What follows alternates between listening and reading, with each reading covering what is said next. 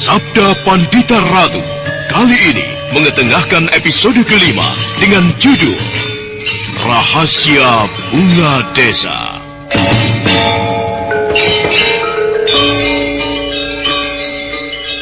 Dalam seri yang ke-141 ini, dengan para pemain, Ferry Fadli sebagai Kameswara, Eli Ermawati sebagai Kandedes, Ajeng Atmakusuma sebagai Ratri Hening, Ashari sebagai Paksi Jalak Kuning, Ape Burhan sebagai Empu Purwa, dan pengantar cerita, Asdi Suhastra.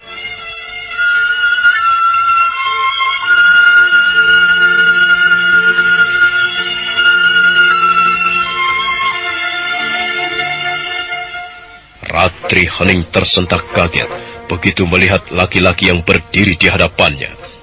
Mendadak ingatannya yang semula sirna kembali muncul seperti sedia kala. Namun begitu dia belum berani menduga, benarkah laki-laki itu Kameswara? Sementara Kameswara sendiri tertegun sesaat lamanya melihat wanita yang berada di hadapannya itu. Benarkah kau ini Rahastri Kandi? Kakang Kameswara! Kakang Kameswara! Rahastri Kandi! Apa yang telah terjadi terhadap dirimu, Rahastri Kandi? Aku tidak tahu, Kakang. Sejak aku belum bertemu dengan orang yang aku kenal, aku lupa dengan segala-galanya. Lupa dengan diriku sendiri. Dan juga lupa dari mana aku berasal. Untunglah aku bertemu Kakang Kameswara. Kalau tidak, mungkin keadaanku akan semakin parah. Paman, Ratri Hening ternyata saudaraku. Dia sebenarnya bernama Rahastri Kandi. Rahastri Kandi. Untung dia bertemu dengan kau. Artinya saudara yang dikenalnya. Paman sendiri semula merasa kesulitan untuk membantu memulihkan ingatan Rahastri Kandi. Ya, ini berarti sudah menjadi kehendak yang maha agung. Kalian harus bersyukur karena pertemuan ini ternyata telah membuahkan sesuatu yang membahagiakan bagi kita. Iya, Paman. Saya pun merasa bersyukur karena telah bertemu dengan Rahastri Kandi. Ya, kasihan sekali nasib saudaramu ini, Kameswara. Dia telah terombang-ambing dalam sebuah ketidakpastian yang tidak jelas. Untunglah semua itu telah berakhir. Akhirnya ia dapat berpikir kembali dengan tenang. Sekarang ingatan saya telah pulih kembali, Bapak. Saya sudah mengetahui siapa diri saya dan juga dari mana saya berasal.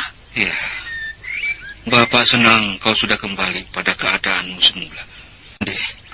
Peristiwa apa sebenarnya yang menyebabkan kau? Ibu menjodohkan aku dengan seseorang. Sementara aku sendiri tidak tahu siapa orang yang bakal menjadi suamiku. Karena banyaknya persoalan itulah, akhirnya aku pergi dari rumah. Jadi kau pergi tanpa sepengetahuan ibumu? Iya, aku pergi tanpa sepengetahuan ibu. Dan itu kulakukan setelah ibu menceritakan siapa calon suamiku. Aku pergi ke Lemah Abang, Kakang. Kau pergi ke Lemah Abang? Bukankah jarak tempat itu sangat jauh dengan perguruan Pawasambu? Apa yang kau cari di tempat itu, Rahastri Kandi? Seperti yang kukatakan tadi, Kakang. Aku pergi dari rumah setelah ibu menceritakan siapa calon suamiku. Di Lemah Abang itulah calon suamiku berada. Menurut ibuku, dia anak pimpinan perguruan Lemah Abang. Dia bernama Panji Garit. Itulah sebabnya kenapa aku pergi ke tempat itu, Kakang. Karena aku hanya ingin mencari kepastian siapa Panji Garit itu. Kau terlalu sembrono, Rahastri Kandi. Iya, mungkin aku terlalu sembrono. Tetapi apa yang kulakukan untuk masa depanku? Aku tidak mau kecewa hanya karena tidak cocok hidup dengan seorang suami yang tidak kucintai. Baiklah, Kakang. Aku akan menceritakan bagaimana perjalananku ke Lemah Abang. Ratri Hening atau Rahastri Kandi diam sebentar. Dia coba menggali ingatannya tentang perjalanannya ketika ke Lemah Abang. Dengan terbata-bata dia mulai menceritakannya. Sementara Kameswara, Kandedes dan Empu Purwa mendengar penuturan Rahastri Kandi penuh seksama. Untuk sampai ke Lemah Abang, aku harus menempuh perjalanan paling lambat 3 hari. Ya, cukup jauh juga tempat itu. Tapi untunglah, sejak perjalananku meninggalkan rumah, aku bisa mengatasi rintangan yang menghalangiku. Kasihan sekali ibu. Aku pergi tanpa sepengetahuannya. Entah bagaimana sekarang keadaan beliau. Hiya, hiya, hiya, hiya. Untung aku menyamar sebagai laki-laki, sehingga kesulitan yang menghadangku tidak terlalu mencemaskan. Kalau tidak, mungkin aku sudah menjadi incaran para penjahat yang kebetulan berpapasan denganku. Sejak peristiwa Kambang Ayun, sampai sekarang Kakang Kameswara tidak kembali. Entah di mana sekarang dia berada. Apakah Kakang Kameswara tidak pernah merasa rindu padaku? Aku sekarang benar-benar terombang-ambing dalam ketidakjelasan. Pikiranku kalut. Iya, sampai akhirnya aku nekat melakukan perjalanan seperti ini. Hiya, hiya, hiya, hiya. Hiya, hiya, hiya, hiya. Aku mendengar langkah kuda dari arah lain. Sepertinya dia menuju kemari. Daerah ini cukup sepi. Apakah dia orang jahat? Hup! Aku harus merubah suaraku agar penyamaranku sebagai laki-laki tidak diketahui orang itu. Dia sendirian. Kelihatannya seperti orang baik-baik. Tapi belum tentu. Siapa tahu dia orang jahat.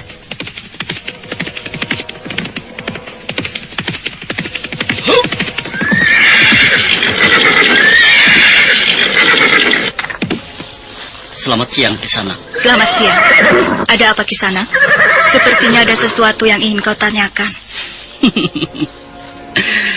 Tidak. Aku hanya sedikit terkejut saja melihat kau ada di tempat ini. Daerah ini termasuk daerah yang rawan. Tempat ini seringkali terjadi perampokan dan pembunuhan. Tetapi, kenapa kau seolah-olah tidak merasa khawatir? Aku sudah terbiasa menghadapi hal-hal seperti itu, Kisanak. Terima kasih atas pemberitahuanmu tentang daerah ini. Oh iya, kalau aku boleh tahu, kau sebenarnya ingin menuju ke arah mana? Aku akan ke arah barat. Kau sendiri sedang menuju ke arah mana? Begitu juga aku. Aku akan ke arah barat. Rupanya kita mempunyai tujuan yang sama. Maaf Kisanak. Mungkin kehadiranku ini cukup mengejutkanmu. Tidak apa-apa. Justru aku bersyukur mempunyai teman dalam perjalanan. Kalau kau ingin jalan sekarang, ayolah. Aku tidak mempunyai banyak waktu. Maaf Kisanak.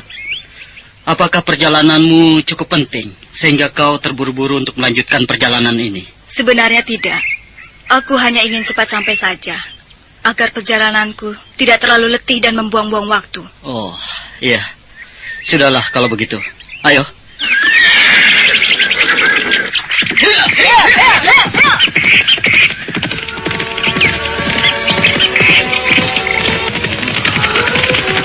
Tampan sekali laki-laki ini.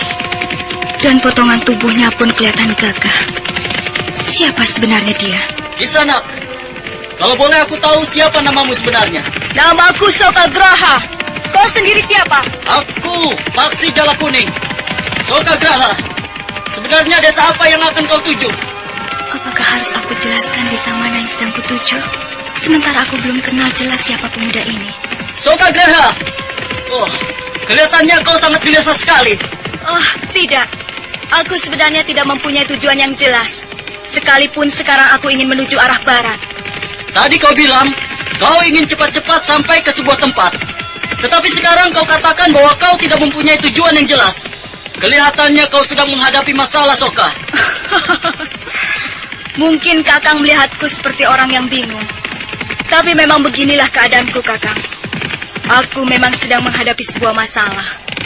Tapi untuk apa aku ceritakan masalah yang sedang kuhadapi ini? Kakang sendiri akan menuju desa apa? Aku sebenarnya sedang dalam perjalanan pulang. Oh, iya. Lalu dari mana sebenarnya, Kakang? Aku baru saja tiba dari daerah timur. Dari daerah timur? Oh, daerah timur sebelah mana, Kakang? Daerah timur, lereng Gunung Raung. Apakah kau mengenal daerah itu? Iya. Aku cukup mengenal daerah lereng Gunung Raung. Belum lama aku baru saja mengitari kawasan bumi Blambangan dan juga bumi Macan Putih. Lalu daerah lereng sebelah mana Kakang singgah? Aku singgah di sebuah perguruan. Perguruan itu bernama Palwa Sambu. Menurut ibuku, di sanalah calon istriku tinggal. Hup!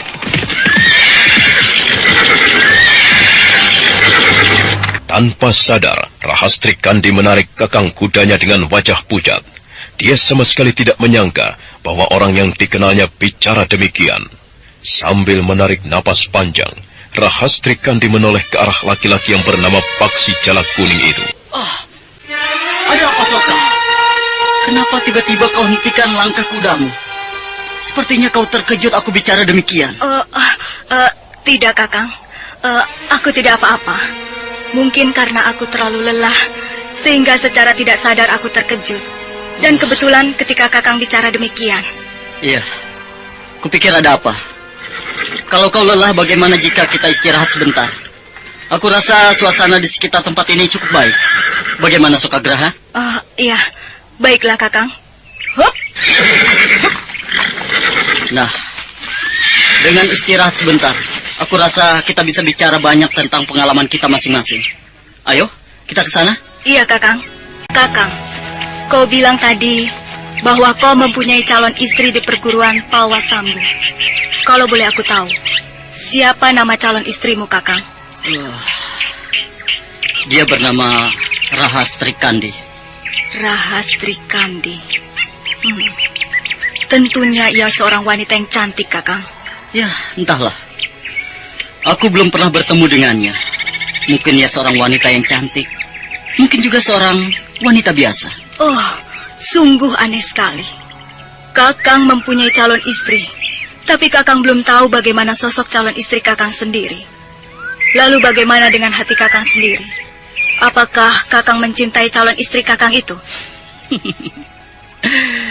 Soka, bagaimana mungkin aku bisa mencintai seorang kekasih?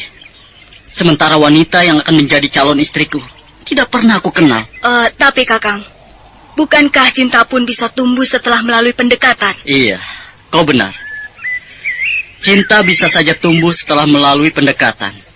Tapi apakah kau yakin wanita yang menjadi calon istriku bisa menerima itu semua? Aku sebenarnya tidak yakin kalau dia tidak mempunyai kekasih selain calon suaminya ini. Makanya aku sedikit puas kalau bisa melihat langsung siapa Rahastri Kandi itu. Lalu Kakang sendiri bagaimana? Apakah Kakang pun mempunyai kekasih seperti tuduhan Kakang terhadap Rahastri Kandi? Kekasih? Awas, Sokagraha! Rahastri Kandi tersentak kaget ketika Paksi Jalak Kuning menubruk tubuhnya. Namun dia segera menyadari ada bahaya yang mengancam. 2 buah pisau terbang melesat ke arahnya dengan cepat. Rahastri Kandi tersentak kaget ketika Paksi Jalak Kuning menubruk tubuhnya. Namun dia segera menyadari keadaan setelah tahu ada bahaya yang mengancam. 2 buah pisau melesat dengan cepat ke arahnya. Sambil bergulingan di tanah sebentar, keduanya melompat untuk berdiri. Sementara itu tak jauh dari tempat itu, nampak 10 orang laki-laki menatapnya dengan tajam. Siapa kalian? Kenapa tiba-tiba menyerang kami dengan pisau secara licik? Seharusnya kau tidak perlu bertanya demikian. Tentunya kau sudah tahu, siapapun orang yang hadir di daerah ini pasti akan berhadapan dengan alap-alap Wanantara. Oh, jadi kalian adalah alap-alap Wanantara. Bagus. Kalau kalian berdua sudah tahu siapa kami. Apa yang kalian inginkan dari kami? Kalian lihat sendiri keadaan kami. Tidak ada satupun benda atau harta yang kami bawa. Aku memang tidak melihat kau membawa sesuatu, kecuali senjata dan kuda-kuda itu. Bagi kami, alap-alap Wanantara, benda-benda seperti itu pun sangat berguna. Apalagi 2 ekor kuda itu. Nah, kalau kalian ingin selamat, tinggalkan pedang-pedang kalian. Dan juga kuda-kuda itu. Kau tidak bisa memaksa kami untuk meninggalkan benda-benda ini. Apalagi kuda-kuda itu. Kami masih membutuhkannya. Oh, jadi kalian lebih memilih celaka daripada membiarkan sesuatu yang aku inginkan.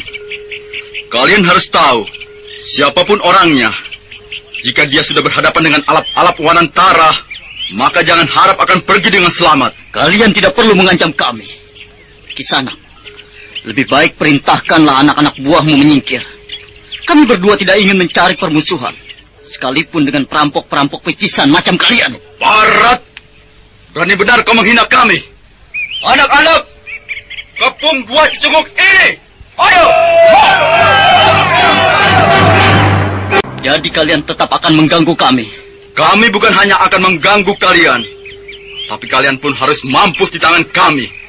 Karena kau telah berani menghina alap-alap Wanantara. Menghina? Siapa yang telah menghina kalian? Bukankah benar bahwa kalian semua hanyalah perampok-perampok pecisan? Setan alas! Anak-anak, bungkam mulut dua bocah tak tahu diri ini. Jangan membiarkan dia lolos begitu saja. Tunjukkan bahwa alap-alap Wanantara bukanlah para perampok kelas picisan. Ayo maju! Ayo,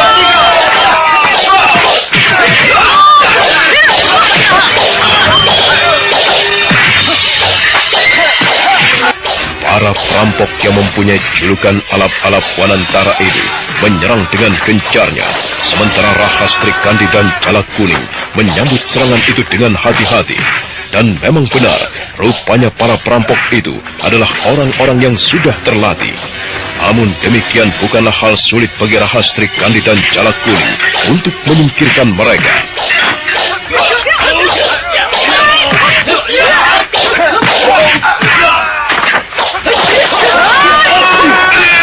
Mana kehebatan alap-alap Wanantara? Apakah cuma sampai sebatas itu kemampuannya? tinggal diam. Aku harus segera turun tangan. Kalau tidak, maka anak buahku akan harus dibabat oleh dua orang ini. Oh, rupanya mereka tidak bisa dianggap remeh.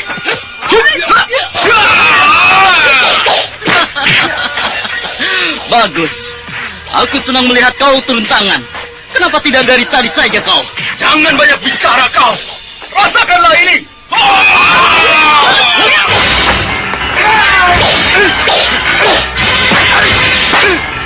Rahastri Kandi rupanya tak ingin memberi kesempatan pada para perampok itu. Hanya dalam beberapa jurus saja, 3 orang di antaranya mulai roboh.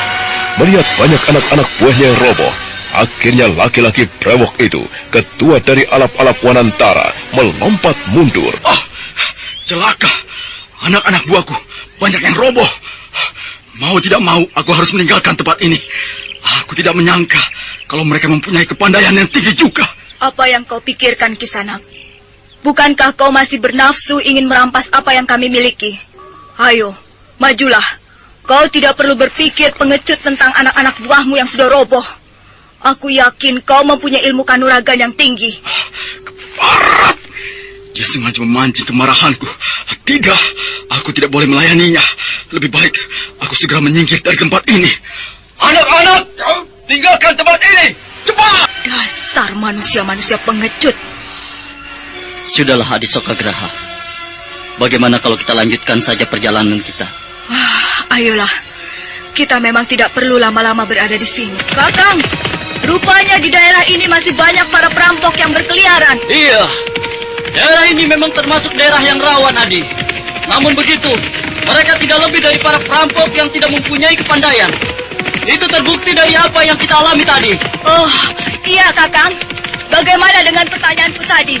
Apakah selama ini Kakang pernah jatuh cinta? Rupanya kau masih penasaran dengan pertanyaan tadi. Selama ini, aku tidak pernah jatuh cinta. Apalagi mempunyai kekasih. Ya, entahlah. Aku sendiri tidak tahu. Kenapa aku belum mempunyai keinginan untuk jatuh cinta? Kalau Kakang belum mempunyai keinginan untuk jatuh cinta, kenapa Kakang ingin menemui calon istri Kakang? Apakah semua itu hanya karena merasa iba dengan ibu Kakang? Sehingga Kakang berusaha untuk menyenangkan hati beliau? Tidak juga, Adisoka. Sekalipun aku belum mempunyai keinginan untuk jatuh cinta, tapi untuk bertemu dengan calon istri yang dijodohkan ibuku, semua itu atas ketulusan hatiku. Dan aku benar-benar ingin bertemu dengannya. Barangkali saja, setelah aku merasa cocok dengannya, aku bisa jatuh cinta, Adi. Bukankah kau sendiri bilang, cinta bisa tumbuh kapan saja? Iya. Adi, terutama setelah mengadakan pendekatan, bukan begitu? Ternyata Kakang pandai membalikan kata-kata. Iya, Kakang benar. Mudah-mudahan saja Kakang bisa bertemu dengannya. Kau sendiri bagaimana, Adi? Apakah kau pernah jatuh cinta? Atau barangkali mempunyai kekasih? Aku sebenarnya tidak berbeda dengan Kakang. Selama ini, aku tidak pernah mempunyai keinginan untuk jatuh cinta. Apalagi mencintai seorang gadis. Rasanya mustahil bagiku, Kakang. Kau mempunyai wajah yang cukup tampan, Adi. Dan kalau boleh aku berkata, wajah dan matamu mirip seorang gadis. Tentunya tak jarang para gadis tergila-gila padamu. Kakang terlalu jauh menilaiku. Kakang, bagaimana seandainya tiba-tiba Kakang bertemu dengan calon istri Kakang? Apa yang akan Kakang lakukan? Maksudmu bertemu dengan Rahastri Kandi? Ya, betul. Mustahil, Adi. Bagaimana mungkin aku bisa bertemu dengannya? Sementara aku belum pernah tahu wajahnya. Kalau saja aku pernah tahu, aku rasa mungkin sekarang ini masih berada di Palwasambu. Aku sebenarnya agak bingung dengan kata-kata Kakang tadi. Kakang bilang, Kakang baru saja dari perguruan Palwasambu di lereng Gunung Raung. Tapi kenapa Kakang tidak tahu bagaimana sosok istri Kakang? Apakah ketika Kakang menengok ke sana, Kakang tidak bertemu dengannya? Iya, aku memang tidak bertemu dengannya. Makanya aku tidak pernah tahu bagaimana sosok Rahastri Kandi. Lalu, kemana sebenarnya dia pergi, Kakang? Menurut calon mertuaku, Rahastri Kandi pergi ke Lemah Abang. Dia pergi ke sana karena pikirannya yang resah. Jiwanya yang tengah diliputi kegelisahan yang tidak menentu. Di samping peristiwa-peristiwa lain yang dihadapinya, dia pun gelisah dengan kepergian ayahnya. Oh, jadi Rahastri Kandi pergi dari rumahnya tanpa pamit dengan ibunya, Kakang? Ya, demikianlah. Sekalipun aku belum pernah bertemu dengannya, tetapi entah kenapa, aku sangat mengkhawatirkan keselamatannya. Ya, mudah-mudahan saja ia tidak mendapat halangan di perjalanannya.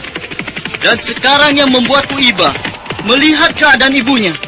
Beliau semakin kurus karena memikirkan keadaan Rahastri Kandi. Maafkanlah kesalahanku ini. Aku telah berbuat dosa kepadamu. Maafkanlah aku, Ibu. Aku berjanji suatu saat kembali menemuimu. Adisoka Graha, apa yang kau pikirkan? Kelihatannya kau sangat gelisah. Oh, tidak, Kakang. Aku tidak memikirkan apa-apa. Aku hanya bingung. Mau kemana sekarang aku berjalan? Oh, begini saja. Bagaimana kalau kau ke tempatku?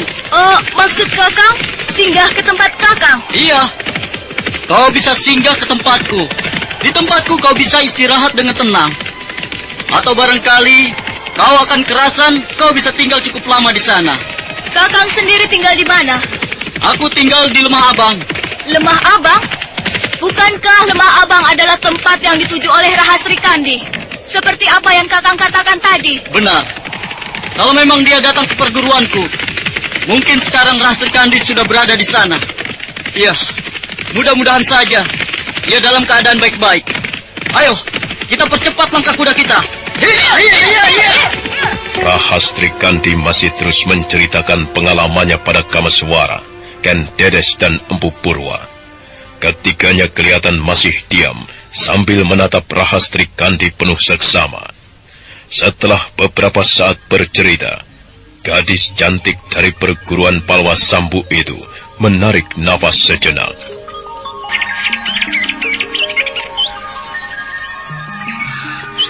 Demikianlah, Kakang.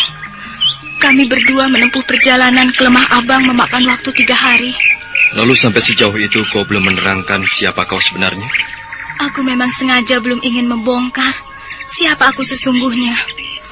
Karena aku masih ingin tahu sampai sejauh mana kepribadian Jalak Kuning. Jadi kau tidak merasa iba melihat kegelisahannya? Aku sebenarnya merasa iba melihat sikapnya. Tapi, ya, memang demikianlah keinginanku. Kalau ku dengar dari pemaparanmu tentang Paksi Jalak Kuning, kelihatannya ia seorang pemuda yang baik. Aku kira dia pantas menjadi pendampingmu. Ya, Kakang benar. Paksi Jalak Kuning memang seorang pemuda yang baik.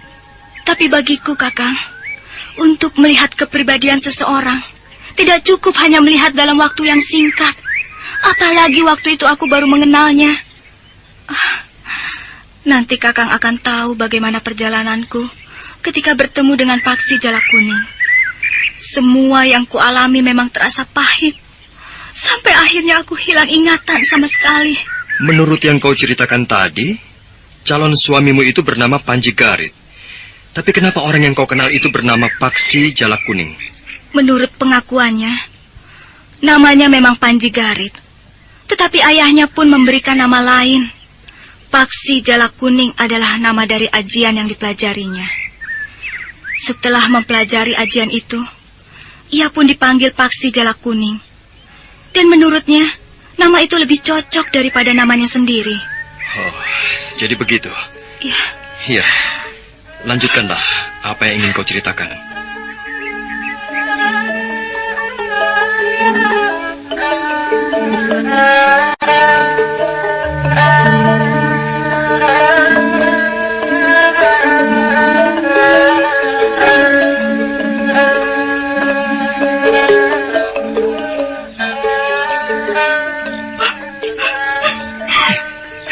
Kenapa kau menangis?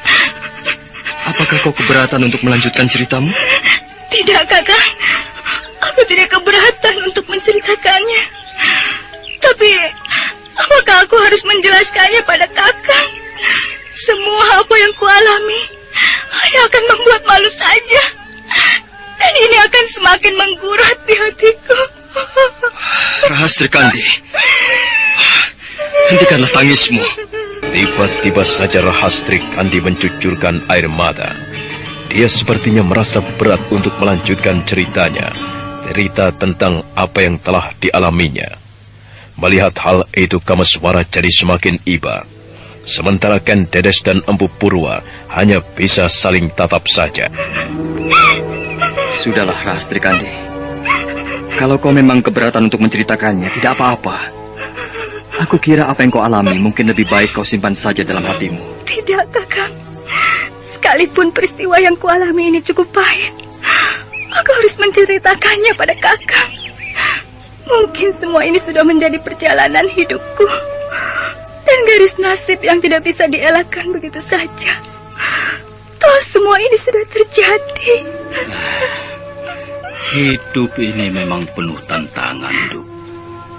Semua manusia mempunyai cobaan dan garis nasib sendiri-sendiri. Tetapi semua itu tak lebih adalah pemberian Sang Hyang Agung. Apapun yang telah dilimpahkan pada kita, kita harus menerimanya dengan tabah.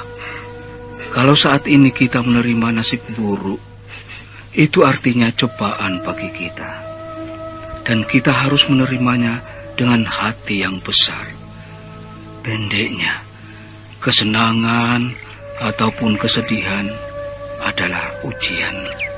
Dan semua itu ada pertanggungjawabannya kelak. Mungkin orang-orang tidak menduga kalau kesenangan, terutama kesenangan harta yang dimilikinya, bukanlah ujian. Kesenangan akan harta itu pun sebuah ujian. Mereka boleh bersenang-senang dengan harta yang dimilikinya, tetapi kelak mereka pun harus bertanggung jawab. Dikemanakan harta itu?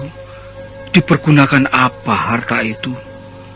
Pernahkah sebagian hartanya disisihkan untuk amal? Kalau semua itu diabaikan begitu saja, tunggu saja di hari akhir nanti. Bapak hanya ingin menasihatimu. Terimalah semua ini dengan hati yang besar. Kesedihan tak akan selamanya membuatmu tenang. Iya, Bapak. Saya pun berusaha untuk menerima semua ini dengan hati yang tabah. Tapi jika mengingat peristiwa yang saya alami, tiba-tiba saja hati saya jadi hancur. Bahkan seolah-olah sukar sekali untuk dilupakan. Ya, tapi biar bagaimana, kau harus bisa melupakannya, sekalipun terasa berat. Iya, Bapak. Baiklah, Kakang Kameswara. Aku akan melanjutkan cerita tentang perjalananku ketika bersama Paksi Jalak Kuning. Setelah 3 hari dalam perjalanan, Akhirnya aku sampai di perguruan Lemah Abang.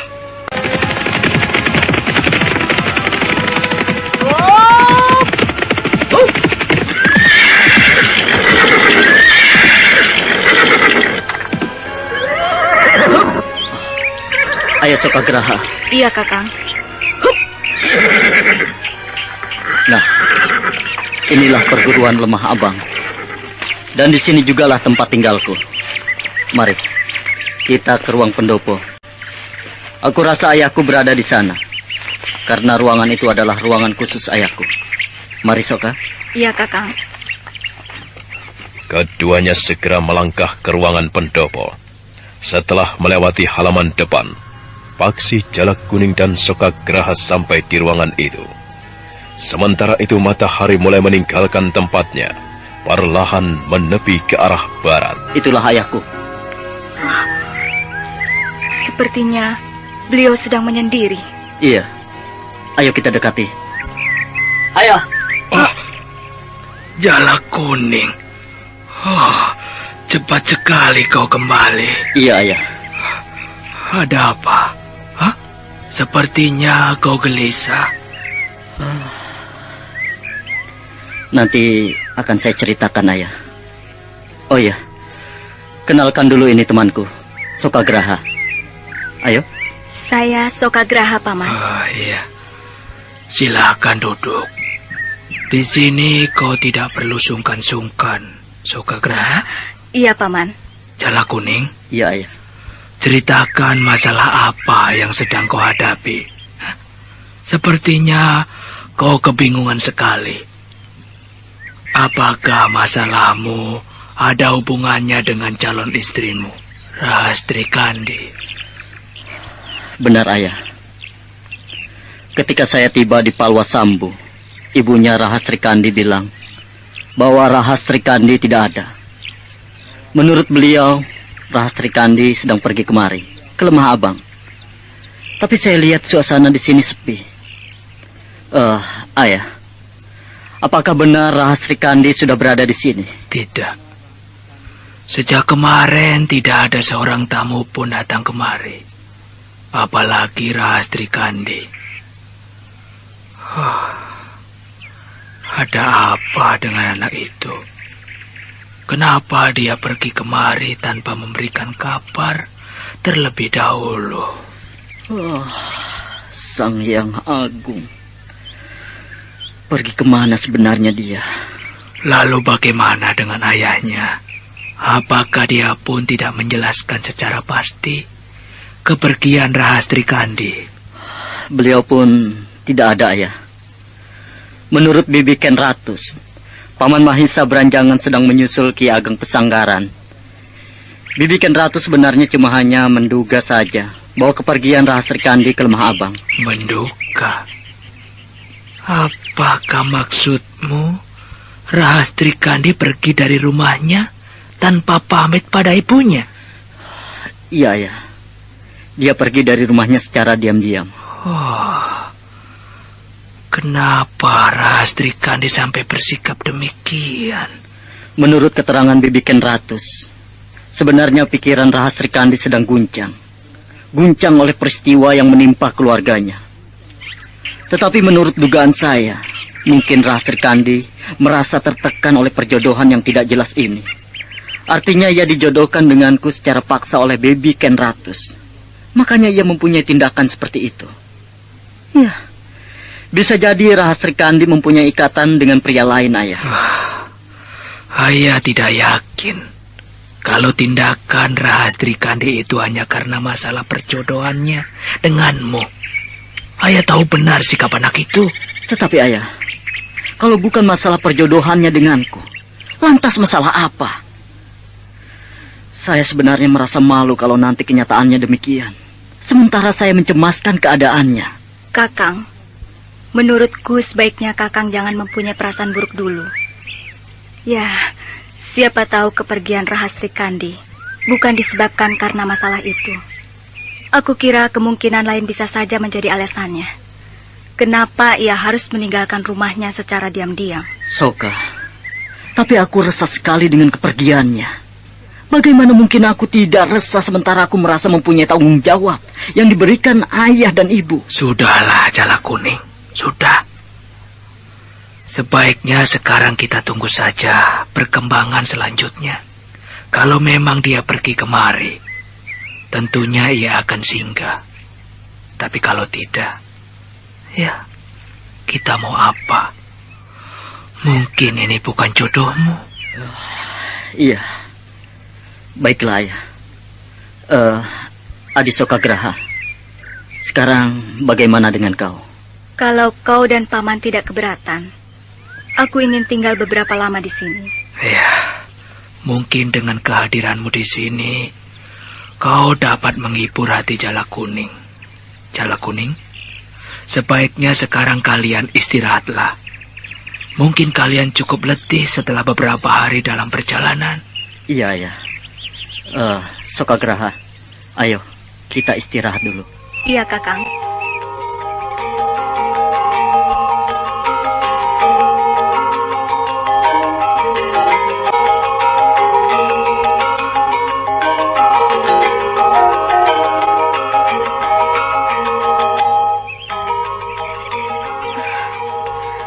Demikianlah, Kakang.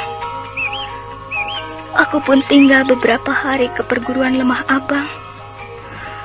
Dan sampai sejauh itu, aku belum membuka kedokku. Menurut rekaanku, sebenarnya Jala Kuning sangat cocok denganmu. Di samping baik, dia pun sepertinya seorang laki-laki yang penuh dengan tanggung jawab. Kakang benar. Jala Kuning memang seorang laki-laki yang bertanggung jawab. Tapi jika Kakang mengetahui lebih jelas ceritaku ini, aku rasa Kakang akan mempunyai tanggapan lain. Benarkah begitu? Iya. Lalu pengalaman apa saja yang kau dapatkan dari perguruan Lemah Abang? Setelah aku tinggal beberapa lama di tempat itu, banyak hal-hal yang kutemui. Terutama sebuah kejadian yang sempat menegangkan pikiranku. Saat itu, terjadi sebuah kebakaran. Dan sepertinya kebakaran itu adalah hal yang disengaja untuk memancing kelengahan orang. Apakah dari kebakaran itu ada peristiwa penculikan? Maksudku penculikan gadis-gadis? Ya, benar, Kakang. Dari mana Kakang mengetahui hal itu? Aku pun pernah mengalami kejadian seperti itu. Tapi kebakaran itu terjadi di hutan. Ya, aku rasa kejadian itu dilakukan oleh orang yang sama. Dan penculikan itu sendiri dilakukan atas perintah Ki Sabalangit. Lanjutkanlah ceritamu, Rahastri Kandi.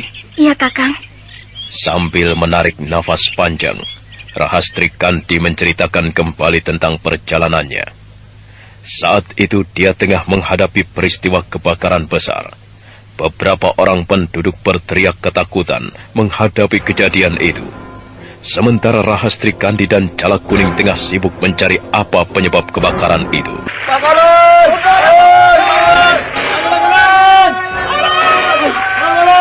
Aku tidak yakin kalau kebakaran ini terjadi begitu saja. Artinya terjadi tidak disengaja. Ini pasti ada orang yang sengaja membakarnya. Kalau begitu, kita harus mencari orang itu. Aku rasa orang itu masih berada di wilayah ini. Ayo, ya, kita menjauh dulu dari tempat kebakaran ini. Kita lihat keadaan ini dari atas bukit itu. Bagaimana? Kenapa kita harus meninggalkan tempat ini, Kakang? Bukankah Kakang ini mencari tahu siapa penyebab dari kebakaran ini? Benar, adik. Aku rasa dengan melihat dari atas bukit itu, kita bisa menerka siapa di antara orang-orang desa yang sengaja membakar desa ini. Sudahlah. Kau tidak perlu berpikir jauh. Turuti saja kata-kataku. Ayo. Iya, Kakang. Hup. Rahastri Kandi dan Paksi Jala Kuning segera berlari ke atas bukit yang tak berapa jauh dari desa itu. Sementara kebakaran yang terjadi tak jauh dari perguruan Lemah Abang masih terus berlangsung. Api terus berkobar, sementara para penduduk desa berlarian ingin memadamkan api. Setelah beberapa saat berlari ke atas bukit, tiba-tiba saja Paksi Jala Kuning melihat sesosok bayangan yang berkelebat. Adisoka Graha, aku melihat sesosok bayangan melesat ke arah sana. Ayo kita kejar. Ayo, Kakang. Kurang ajar. Cepat sekali bayangan itu melesat. Ya, padahal kulihat bayangan itu menghilang di sekitar tempat ini. Kita harus hati-hati, Kakang. Sebaiknya kita periksa sekitar tempat ini. Adisoka, kau cari di sekitar sana. Iya, Kakang. Dengan wajah tegang, Rahastri Kandi yang menyamar sebagai laki-laki terus melangkah dengan hati-hati. Sementara Paksi Jala Kuning sendiri menyapukan pandangannya ke sekitar tempat itu dengan tatapan mata tajam. Kurang ajar. Kemana larinya orang itu? Padahal kulihat ia menghilang di sekitar ini. Ya, aku mempunyai firasat bahwa orang itulah biang dari kebakaran ini. Sebaiknya kutemui Adisoka. Kulihat suasana di sekitar sini tidak ada hal-hal yang mencurigakan. Aneh sekali. Kenapa orang itu menghilang begitu saja? Aku harus berhati-hati. Siapa tahu dia menyerang secara licik. Aku rasa orang itu mempunyai ilmu tinggi. Rahastri Kandi terus melangkah dengan tegang, sementara matahari mulai condong ke arah barat. Cahayanya redup disabut awan kelabu. Dan ketika dia akan melangkah ke sebuah semak-semak, tiba-tiba dari kejauhan terdengar teriakan seorang wanita. Hah? Oh, dari arah mana jeritan wanita itu? Sepertinya tidak jauh dari sekitar sini. Rahastri Kandi tersentak kaget ketika melihat sesosok bayangan menerjangnya. Bayangan itu berkelebat dengan cepat, seperti menghunuskan sebilah pedang. Rahastri Kandi melangkah dengan tegang, sementara matanya memandang ke setiap sudut di sekitar tempat itu. Tapi baru saja dia akan bergerak ke sebuah pohon, tiba-tiba dari arah lain terdengarlah jeritan seorang wanita. Sambil mundur selangkah, Rahastri Kandi menoleh ke arah timur. Aku akan lihat ke sana. Hah? Oh, siapa kau? Kenapa tiba-tiba menyerangku? Kau tidak perlu tahu siapa aku. Yang jelas, aku tidak suka ada orang lain yang coba-coba mengikutiku. Oh, rupanya kau yang menyelinap kemari tadi. Cukup! Menyingkirlah dari tempat ini. Jangan coba-coba campur tangan dengan urusanku. Campur tangan? Aku tidak mengerti apa maksudmu, Kisanak. Sudah aku katakan, kalau kau memang tidak mengerti dengan urusanku, cepatlah tinggalkan tempat ini sebelum kemarahanku semakin tinggi. Seperti seorang penguasa saja kau. Mengusirku seenaknya begitu saja. Aku tidak akan menyingkir dari tempat ini sebelum kau menjelaskan siapa dirimu sebenarnya. Apakah kau yang membakar rumah orang-orang desa itu? Setan alat! Berani benar kau menuduhku. Kalau kau tidak merasa membakar rumah-rumah para penduduk desa itu, kenapa harus marah? Dan kenapa tiba-tiba kau menyerangku? Banyak mulut. Aku tidak perlu menjelaskan padamu. Aku jadi semakin curiga padamu, Kisanak. Dan aku yakin kaulah biang dari peristiwa itu. Baik, aku akan melayanimu dan akan membuat tidak berdaya, agar kau mau mengakui apa kesalahan yang kau lakukan. Laki-laki misterius itu terus menyerang Rahastri Kandi dengan ganas. Pedangnya yang panjang berkelebat dengan cepat. Namun serangan itu bagi Rahastri Kandi bukan hal yang sulit. Dia dapat menghindari dengan mudahnya. Bahkan suatu ketika... Pedangku! Menyerahlah, Kisanak. Dan bicaralah apa sebenarnya yang kau lakukan di tempat ini. Kau pikir aku manusia yang bermental kebo, apa? Sekalipun aku tidak menggenggam senjata lagi, aku tidak akan mundur dari hadapanmu. Apalagi untuk menyerah begitu saja. Oh, rupanya kau masih mempunyai keberanian juga. Bagus.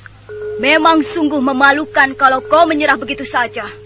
Ayo, seranglah aku, Kisanak. Aku rasa kau tidak akan bisa berbuat banyak menghadapiku. Apalagi sekarang kau tidak menggenggam senjata. Keparat! Manusia sombong kau!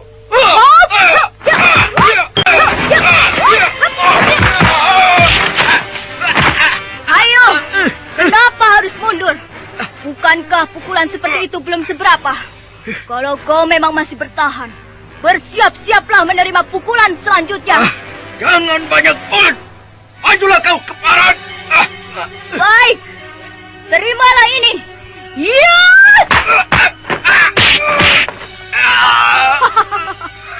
Sekarang kau tidak tidak bisa berbuat apa-apa lagi, Kisana. Nah, bicaralah dengan jujur. Apakah kau yang membakar rumah orang-orang desa itu? Ayo! Tidak. Aku tidak akan bicara apapun padamu. Aku tidak main-main, Kisana. Bicaralah. Kalau kau sama sekali tidak mau menjelaskan apa yang kau lakukan di sini, maka jangan harap aku akan membiarkan kau hidup lama. Sambil mencengkram baju laki-laki yang tidak berdaya itu, Rahastri Kandi meraih pedangnya. Tapi belum sempat dia mengancam orang itu, dari arah lain muncul Paksi Jalak Kuning mendekatinya. Adisoka Graha, siapa orang itu? Kakang, aku tidak tahu siapa orang ini. Dia tiba-tiba saja menyerangku. Tapi aku mempunyai dugaan, dialah yang membakar rumah para penduduk desa itu. Benarkah Kisana bahwa kau yang membakar rumah-rumah para penduduk desa itu? Aku tidak tahu. Kenapa kau tanyakan hal itu padaku? Kalian jangan coba-coba menyakitiku. Akibatnya akan menyesal nanti. Keadaanmu sudah tidak berdaya, Kisana. Kau tidak perlu mengancam kami. Bicaralah. Apa yang sedang kau lakukan di sini? Kalau kulihat kau bukan warga desa sini, nampaknya kau orang asing.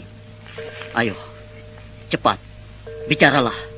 Jangan sampai aku turun tangan menyakitimu. Tidak. Aku tidak akan bicara apapun tentang apa yang sedang kulakukan. Baik. Kalau begitu aku terpaksa harus mengambil tindakan lain. Mengakulah. Kau mau bicara atau tidak? Atau kau akan merasakan lehermu patah di tanganku? Iya. Lebih baik kau bunuh saja aku. Sekalipun kau memaksaku dengan kejam, aku tetap tidak akan bicara apa-apa. Baik. Aku mau tahu, apakah kau benar-benar akan tutup mulut atau tidak? Sekarang aku tidak main-main lagi. Kalau kau tutup mulut, artinya nyawamu akan melayang. Bagaimana? Apakah kau masih tetap tutup mulut? Ayo, bicaralah. Pedang ini cukup tajam untuk menebas lehermu. Ayo, cepat bicara.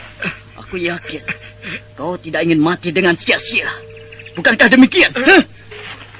Paksi Jalak Kuning terus menekan pedangnya ke bagian leher laki-laki setengah tua itu. Akhirnya dengan wajah ketakutan, laki-laki itu pun mulai menjelaskan siapa dia sebenarnya. Jadi benarlah kau yang membakar rumah-rumah para penduduk desa itu. Lalu siapa orang yang memerintahmu? Dia. Oh, Adisoka, awas. Oh, Kakang, dia tewas. Kurang ajar. Aku harus mengejar orang itu. Ayo, Adi. Paksi Jalak Kuning dan Rahastri Kandi segera meninggalkan tempat itu untuk mengejar orang yang menyerangnya secara gelap. Sementara itu laki-laki setengah tua itu sudah tak bergerak lagi dengan pisau yang menancap di lehernya. Kakang, itu dia orangnya, Kakang. Oh, sepertinya ia menculik seorang wanita. Kita harus bisa menghadangnya, Kakang. Ayo. Iya. Untung saja aku berhasil membunuh Klewang. Kalau tidak, dia pasti membongkar rahasia ini. Sepertinya dua orang itu mengejarku. Aku harus bisa menyelamatkan diri. Jangan sampai berhadapan dengan mereka. Berat sekali tubuh wanita ini. Kalau bukan karena tugas, sudah kutinggalkan tubuh wanita bodoh ini.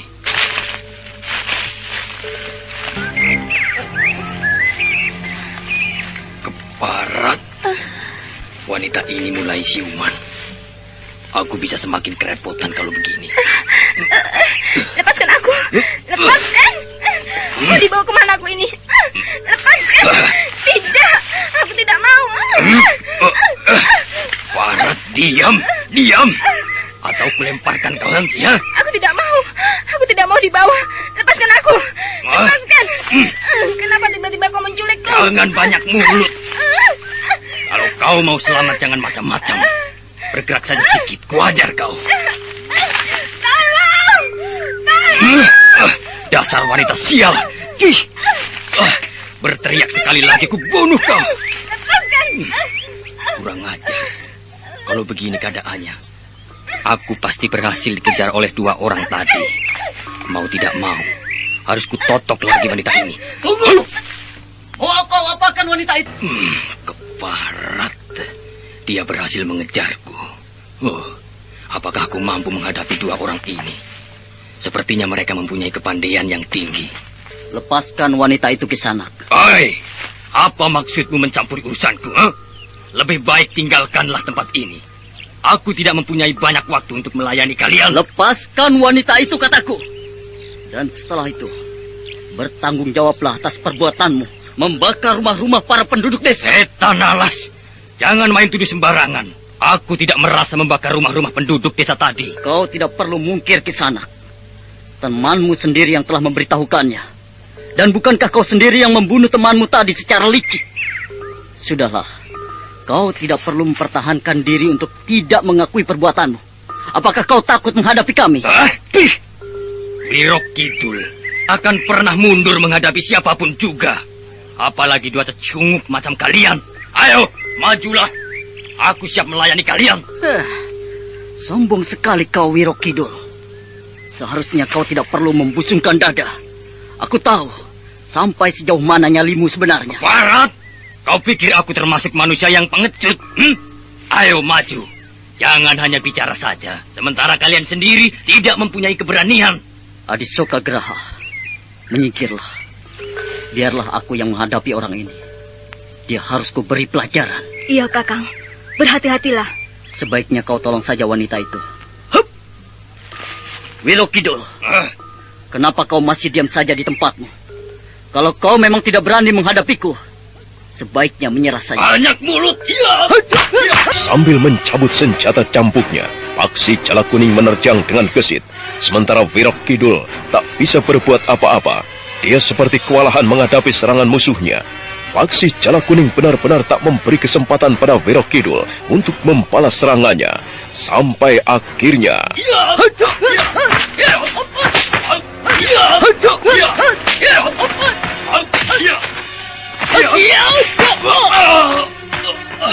Tanganku keparat. Hebat sekali cambuk anak muda ini. Nah, lebih baik sekarang menyerahlah. Aku masih akan memberikan kesempatan padamu. Kalau kau mau menjelaskan siapa orang yang memerintahkanmu membakar rumah-rumah penduduk desa dan menyuruhmu menculik wanita itu. Tidak. Aku tak akan menjelaskan padamu, sekalipun aku dalam keadaan tak berdaya. Rupanya orang sepertimu termasuk orang-orang yang keras kepala. Baik, aku mau tahu sampai sejauh mana kau mau mempertahankan rahasia tentang orang yang memerintahkanmu.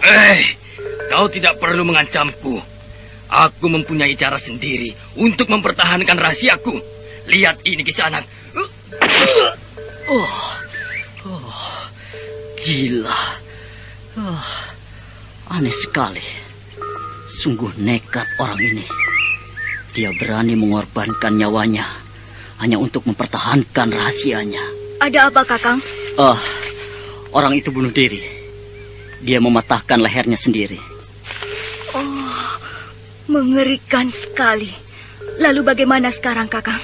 Iya, kita kehilangan rahasia yang seharusnya kita ketahui.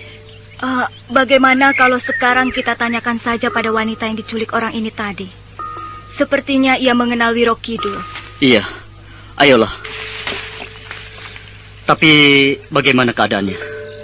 Apakah dia tidak apa-apa? Dia tidak apa-apa, Kakang. Lukanya hanya sedikit di bagian tangannya. Iya, Nona. Siapa kau ini sebenarnya? Apakah kau warga desa Kendang? Saya Rara Kemuning, Tuan. Saya memang warga desa Kendang. Lalu kenapa kau diculik oleh orang itu? Saya tidak tahu, Tuan. Orang itu tiba-tiba saja membawa saya.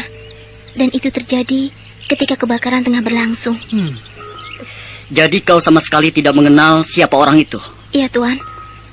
Kalau boleh saya tahu, apakah Tuan berdua teman dari orang yang menolong saya? Maksudmu, apakah ada orang lain yang juga menolongmu? Iya, dia sekarang tengah berkelahi dengan salah seorang yang membuat kerusuhan tadi. Saya rasa orang itu masih berkelahi di sana. Sebaiknya Tuan lihat saja. Barangkali orang itu butuh pertolongan. Aksi Jalak Kuning dan Rahastri Kandi tertegun sesaat lamanya. Keduanya tiba-tiba saja jadi tegang. Sementara wanita yang bernama Rara Kemuning itu tak bisa berbuat apa-apa kecuali menatap dua orang yang telah menolongnya dengan perasaan heran. Nah, saudara pendengar, bagaimanakah kisah selanjutnya? Untuk mengetahui jawabannya, ikutilah kelanjutan kisah ini dalam seri berikutnya. Sampai jumpa.